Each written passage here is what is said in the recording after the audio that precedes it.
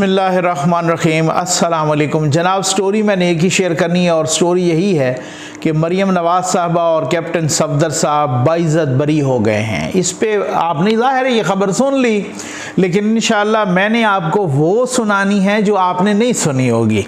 और अल्हम्दुलिल्लाह आपको मालूम है मैंने ही ख़बर दी थी काफ़ी टाइम पहले कि जनाब मरियम नवाज़ साहबा के लिए अच्छी ख़बरें हैं। आपको मालूम है उस वक़्त कुछ लोग कह रहे थे जनाब ये लॉलीपॉप दे रहे हैं, ये ट्रक की बत्ती के पीछे लगा रहे हैं।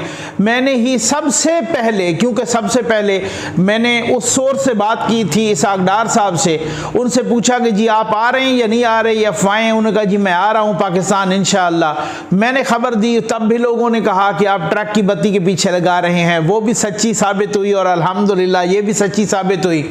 इस पे तो मैं बात करता हूँ, लेकिन सबसे पहले आपको बताता चलूँ कि सैलाब ज़दगान को नहीं भूलना, सैलाब मुतासरीन को नहीं भूलना। ये अल्लाह के करम से और आपके ताउन से ज़ीएन न्यूज़ का फ्लड रिलीफ ऑपरेशन जारी व सारी है।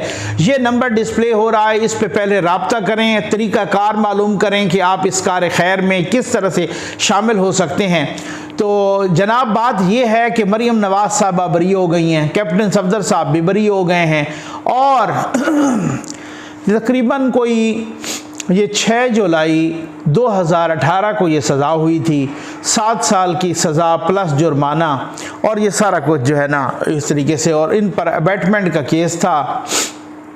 नैब जनाब इसको लटकाता रहा केस को, 4 साल से ज़्यादा हो गया। फिर इस्लामाबाद हाई कोर्ट में अपील हुई, फिर जनाब चीफ जस्टिस अतर मिनल्ला साहब ने वो सुनी अपील और जनाब सज़ा को सस्पेंड किया गया, इनको बेल दी गई और नवाज़ शरीफ साहब की सज़ा भी सस्पेंड हो गई थी। चूँकि नवाज़ शरीफ साहब बाहर चले गए थे, इस वजह से वो दोबारा सज़ा बहाल हुई, क्योंकि वो पेश नहीं हो सकते थे ना, तो उनके केस को इससे अलग किया गया। अदरवाइज़ उनका केस भी इनके साथ ही चलता। नवाज़ शरीफ साहब पर बेसिकली 3 केसेस थे, एक ये एवन फील्ड, एक फ्लैगशिप और एक अल अजीज़िया। इन 3 केसों में मरियम नवाज़ साहबा और कैप्टन सफदर साहब पर सिर्फ एक केस था, एवन फील्ड, जो नवाज़ शरीफ साहब पे भी था। उनकी सज़ा भी सस्पेंड हुई थी, उनको भी ज़मानत मिली थी। दूसरा जो फ्लैगशिप है उसमें ऑलरेडी नवाज़ शरीफ साहब भी बरी हो चुके हैं। बाकी 2 केसेस में मरियम नवाज़ का जिक्र नहीं है, कैप्टन सफदर का जिक्र नहीं है। जो है अल अजीज़िया उसमें नवाज़ शरीफ साहब को सज़ा हुई, लेकिन उस सज़ा की आप ख़ुद ही अहमियत तो देखें कि वो अल्लाह बख्शे जज अरशद मलिक फौत हो गए। वो सस्पेंड किया, टर्मिनेट कर दिया था उनको हाई कोर्ट ने। उनके अपने बयानात आए, उनकी वीडियो आई, मुझ पर किस तरह का प्रेशर था, मैंने कैसे नवाज़ शरीफ को सज़ा दी, वो सारा कुछ अपनी जगह है, ठीक है। और अब जनाब बात यह है कि कितने अरसे से नैब भाग रहा था, कितने अरसे से नैब इधर उधर की बातें कर रहा था। कभी वो बीमार पड़ गया, कभी उनके प्रोसिक्यूटर को कोरोना हो गया, कभी उनको क्या हो गया, ये मैं आपको बताता हूँ, बहुत सारी अंदर की बातें बताता हूँ। अब होना क्या है, मैंने आपको कहा ना वीडियो के इब्तिदा में कि ये तो आपने सुन लिया कि मरियम नवाज़ साहबा बरी हो गई, कैप्टन सफदर साहब बरी हो गए, लेकिन आज कुछ आपको वो बताना है जो आपने नहीं सुना होगा। जी हाँ, तो जनाब ये नैब भागता रहा और कभी उनको कोरोना हो जाता, कभी एक बदल जाता वकील दूसरा, यानी डिलेइंग टैक्टिक्स है ना। ये जनाब एक देर करने के बहाने हैं कि किसी तरीके से मरियम नवाज़ साहबा ने कुछ अर्सा पहले एक पेशी पर आके उन्होंने अपने वालिद के साथ भी 200 पेशियाँ भुगती।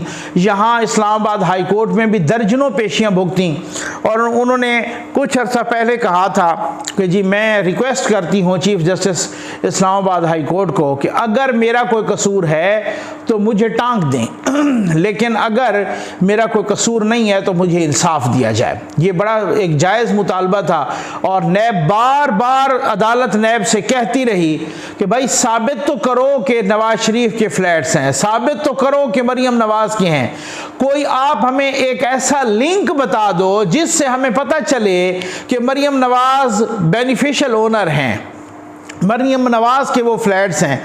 और यहाँ तक कह देना अदालत का कि आप तो नवाज शरीफ के खिलाफ कुछ नहीं साबित कर सके, आप मरियम नवाज के खिलाफ क्या साबित कर सकेंगे? इन पर तो आपने अबैटमेंट का बयान आप अपना इल्ज़ाम लगाया। अब आप अंदाज़ा करें ना, अबैटमेंट मुआवनत का, ठीक हो गया ना।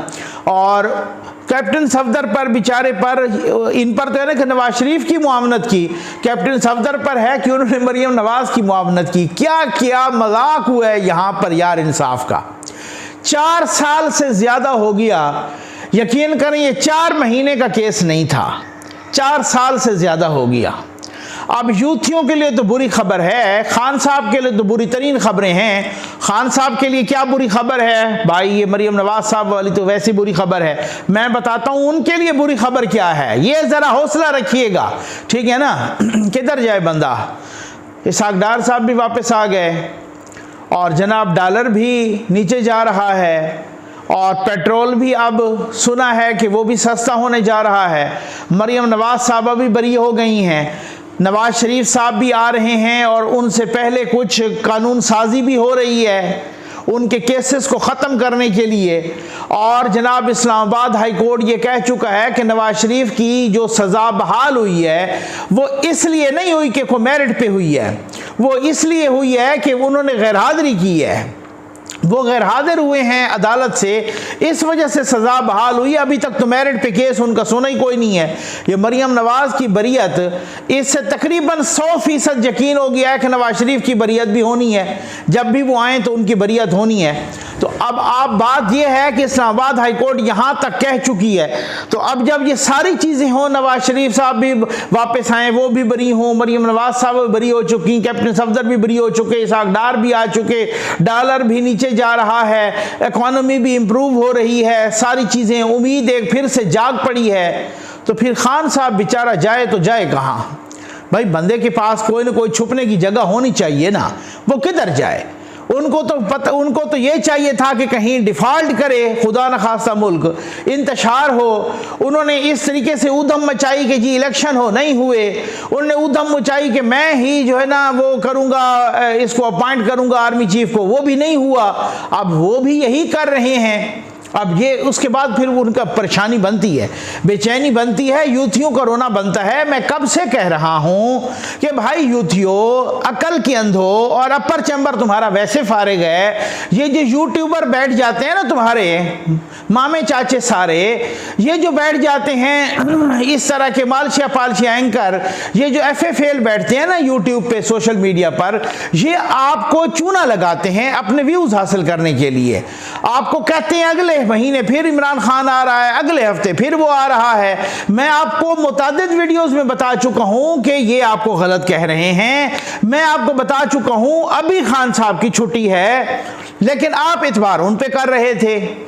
मैं तो आपको बार बार कह चुका था कि मैंने कहा कि मैं लगी लिपटी रखे बगैर कहता होता हूं, खान साहब अभी फिलहाल छुट्टी करें। ये आपको जो यूट्यूबर हैं, ये मालशिया पालशिया जो सहाफ़ी हैं, ये आपको खुश करते हैं। आप खुश हो के खुश हो के उनकी वीडियोस देखते हैं, उनके व्यूज़ बढ़ाते हो, और ये आपको चूना लगाते हैं। और ये आपको चूना लगाते हैं, 4 दिन बाद खान आ जाएगा, आप लपक के वो वीडियोस देखते हो, उसके व्यूज़ आते हैं। खान साहब पर 3 इस वक्त ख़तरनाक केसेस हैं। एक तोशा खाने का केस है, वो महफूज हो चुका है, उसका फैसला भी जल्द आ रहा है। एक तौहीन अदालत का केस है, वो भी बहुत ख़तरनाक केस है। भले वो उन पर फर्द जुर्म टल गई हो, लेकिन उनकी माफ़ी कबूल होती है या नहीं होती, ये अदालत के। एक तीसरा केस बड़ा ख़तरनाक है और वो भी खुल पड़ा है, वो जनाब सीता वाइट और टेरियन वाइट का केस है। खान साहब की वो नाजायज़ औलाद, वो नाजायज़ बेटी जो निकाह के बगैर पैदा हुई, जो खान साहब वहाँ अमेरिका की अदालत वो साबित कर चुकी है कि खान साहब की ही है, वो साबित कर चुकी है कि DNA भी उनका यही मिलता है।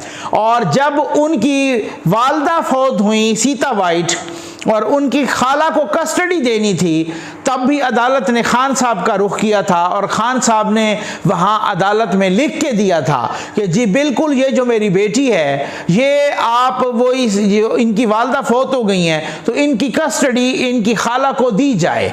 वो एक प्रूव्ड है, शुदा है, वो उसके हक। ये देखें, मैं आपको बताता हूँ, ये तो बुग़्ज़ नवाज में बहुत सारे इदारे बहुत कुछ कर गए, अब उनको पछतावा है। ये तो बुग़्ज़ नवाज में, अदरवाइज आप खुद बताएं कि इस्लामी जमहूरिया पाकिस्तान, जहां पर एक आइन में आपकी इतनी इस्लामी शिकें हों, जहां पर आपके आईन में करारदाद मकासद शामिल हो, जहां पर इस तरह की सूरत हाल हो और आपके इस्लामी दफात शामिल हों, जहां पर इस्लाम के नाम पे बना हुआ मुल्क हो, उस मुल्क में एक ऐसा वजीर आज़म आपका बन जाए कि जिसके ऊपर इल्ज़ाम हो कि इसकी तो नाजायज़ बेटी है, और ये तो प्रूव्ड है ना, ये तो प्रूव्ड है कि वो नान नुस्खे के लिए चले गए अदालत, और फिर ये साबित हो गया, अदालत ने साबित किया कि जी वाकई इमरान खान की बेटी है।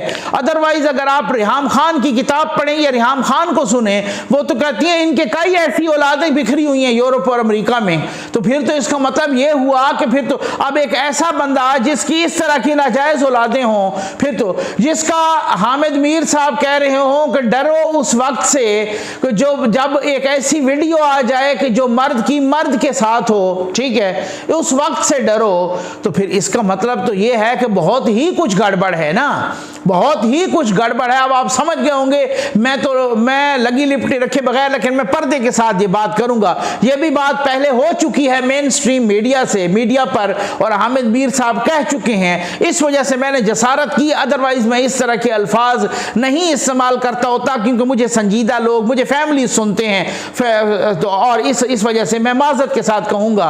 तो फिर आप खुद बताएं कि ऐसा बंदा आपका 4.25 साल तक वजीर आजम रहा, झूठ और बाकी गलत बयानियां और यू टर्न, और वो तो छोड़ दीजिए ना, यानी जिसकी अप्रूव्ड, अदालत से प्रूव्ड, और अदालत ने साबित किया कि जो इनकी बेटी, उन्होंने मुताद्दिद इंटरव्यूज में महर बुखारी साहबा को इंटरव्यू दिया, दूसरे लोगों को इंटरव्यू दिया, उन्होंने ये नहीं कहा कि जी ये गलत बात है और वो मेरी बेटी नहीं है। उन्होंने बार बार कहा कि जी बस अल्लाह ताला माफ़ करता है, ये है वो है, सारा कुछ इस हवाले से। तो अब आप बताइए, ये जो 4 साल के बाद मरियम नवाज साहबा की बरियत हुई है, 4, सवा 4 या 4.5 साल के बाद, तो आप किसी की इज्जत उछालो, आप किसी की पगड़ी उछालो।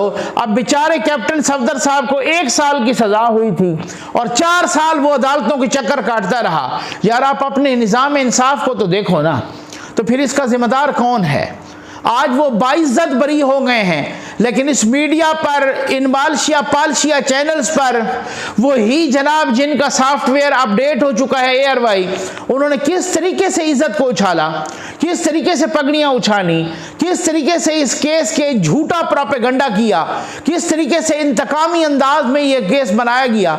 तो अब वो जो चाचा चुम्मा चट्टी था, उसको तो चौराहे पे उल्टा लटकाना चाहिए। अदालत को चाहिए कि उसको तो चौराहे पे उल्टा लटकाए और इस तरीके से उसको सजा दे। और क्या कौन सी वो JIT, जहां वो वाजिद जिया JIT का सरबराह था, उन्होंने जो झूठ लिखे उनको तो कानून के मुताबिक उल्टा लटकाना चाहिए चौराहे पर। उनको तो सबक सिखाना चाहिए कि आप कितने सालों तक किसी की पगड़ी उछालें, किसी की इज्जत उछालें, इज्जत तार तार करें, फिर उसके बाद अचानक एक चीज हो जाए, बाइज्जत बरी कर दिया है अदालत।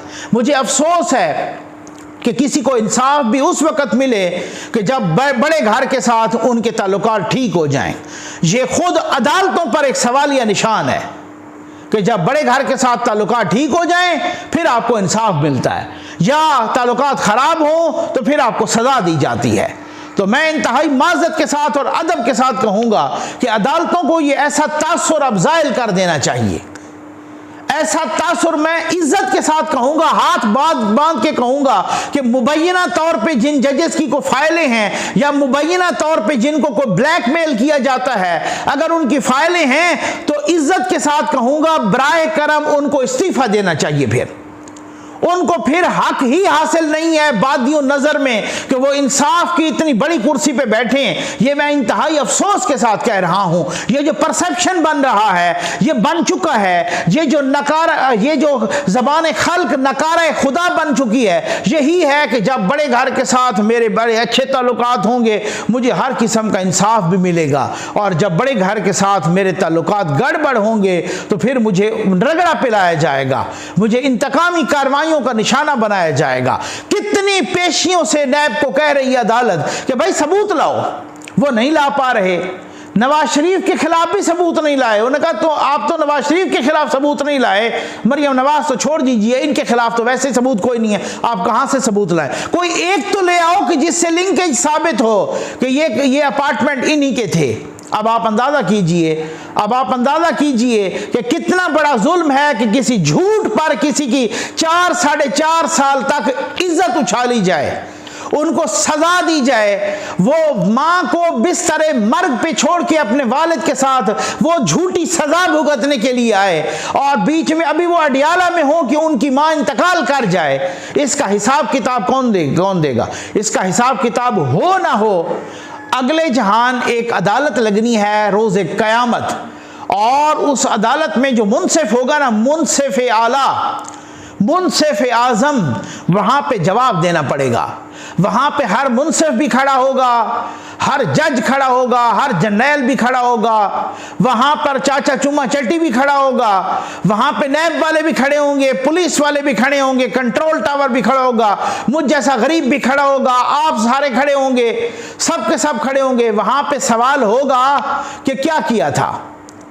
ये एक मरियम नवाज की बात नहीं है। मैंने आपको बताया चंद रोज पहले कि एक बुजुर्ग वो सुप्रीम कोर्ट से निकले, उन्होंने पता नहीं वो 22 सालों से केस लड़ रहे थे। उन्होंने अपने वकील से कहा कि क्या हुआ? वकील ने कहा बाबा जी आप केस जीत गए हैं। एक दफा उन्होंने वकील से पूछा कि क्या मैं जीत गया हूं? उन्होंने कहा जी हाँ आप जीत गए हैं। वो उधर ही गिरा और मर गया। ये हालात हैं हमारे निज़ाम इंसाफ के। इसी सुप्रीम कोर्ट ने दो भाई थे गालिबन, उनको बरी किया, पता चला वो तो ऑलरेडी तख्ता-ए-दार पे झूल चुके हैं। ये हमारा निज़ाम इंसाफ है। एक ट्रांसफार्मर जो कि लगा था, गलत सीडीए वालों ने लगाया था, 22 साल के बाद उसको इंसाफ मिला कि जी इसकी जमीन से ट्रांसफार्मर को हटा दिया जाए। तो निज़ाम इंसाफ पर उंगली उठेगी, जजेस पर उंगली उठेगी, मुंसिफ पर उंगली उठेगी, हम ख्याल बेंचेस पर उंगली उठेगी, हम जबान जजेस पर उंगली उठेगी। मैं कहता हूं मुबैना तौर पे ये इन चीज़ों को हमें अपने गिरबान में झांकना चाहिए बतौर कौम, बतौर निज़ाम इंसाफ, बतौर मुनसिफीन, बतौर अदालत, बतौर कंट्रोल टावर। किधर गई वो JIT जो वाजिद ज़िया की सरबराही में बनी थी? किधर गए जनाब वो जो जजों के पिछले दरवाजे से घुसते थे? किधर गए वो JIT जिसमें ISI के लोग भी थे, MI के लोग भी थे, जिसमें FIA के लोग भी थे, SCCP के थे, स्टेट बैंक के बाकी भी लोगों इदारों के थे? वो किधर गई JIT? उनके झूठ किधर गए? किस किस को सजा देंगे आप? वो नैब वाला चाचा चुम्मा चट्टी किधर गया? किस किस को सजा देंगे? और खान साहब जो खड़े होके भड़के मारते थे वो किधर गया? आज वही बात है, व तो इज्जो मंतशा व तो जिल्लो मंतशा। वो जिसे चाहे इज्जत देता है, जिसे चाहे जिल्लत देता है, जलील करता है। वो कोई समझे या ना समझे वो जलील करता है, इस दुनिया में भी करता है और झूठों को अगले जहान भी करेगा। उम्मीद है आपको वीडियो पसंद आई होगी। आपका बहुत बहुत शुक्रिया।